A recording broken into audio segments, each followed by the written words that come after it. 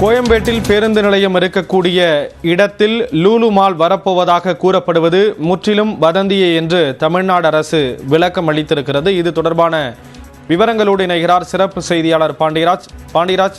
விவரத்தை பதிவு செய்யலாம். ஸ்ரீராம், செங்கல்பட்டு மாவட்டம் கிளாம்பாக்கத்தில் சமீபத்தில் பேருந்து முனையமானது திறக்கப்பட்டிருந்தது.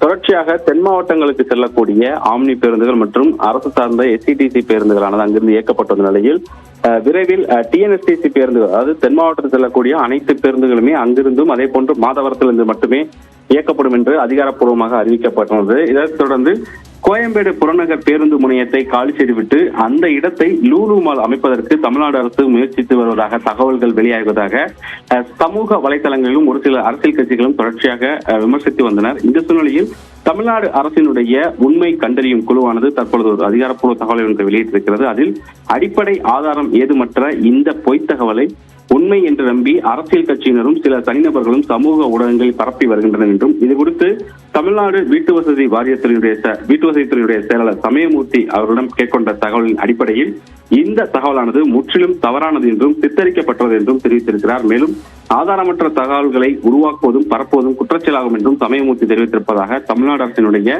உண்மை கண்டறியும் குழுவானது தற்போது தெரிவித்திருக்கிறது. ஸ்ரீராம்,